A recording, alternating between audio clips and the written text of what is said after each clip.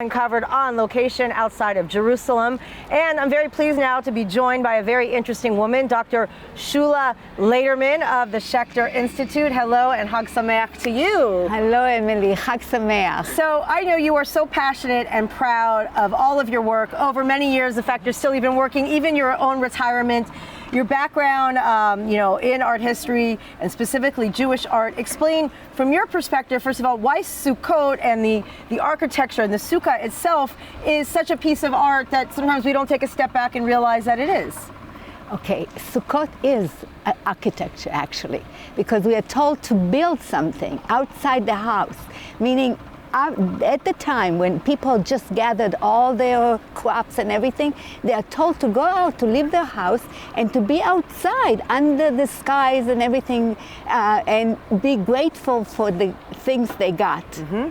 So I was asked to write a chapter in a book on Jewish architecture, and it was specifically on the Sukkot. What is the architecture of Sukkot? Basically, all the specification are not really architectural specification. We are told that we are supposed to be outside and we have to have 4 walls, at least 3 walls, and a schach, meaning a covering on top that you can see the stars from. So you move in, some people sleep in the sukkah, they really live in the sukkah.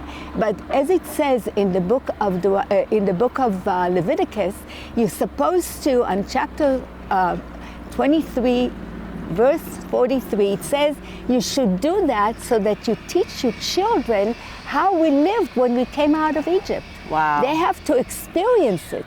And this is really didactic. And they should be outside and remember what was.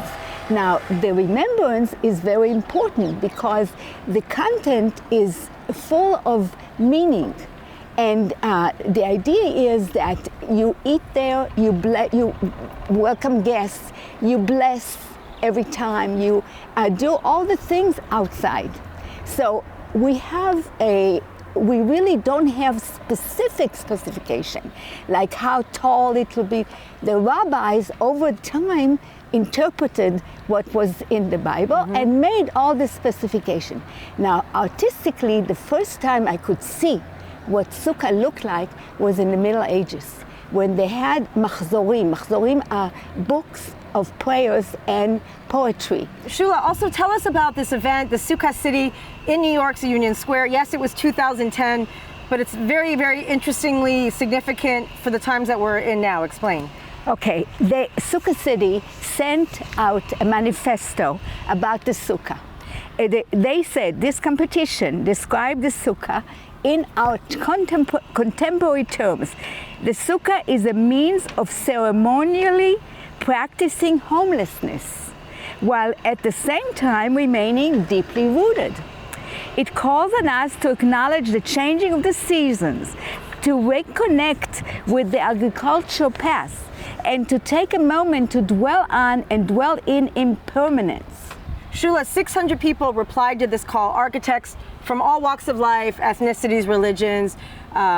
But there's one that really struck you because, again, Sukkot is about being homeless.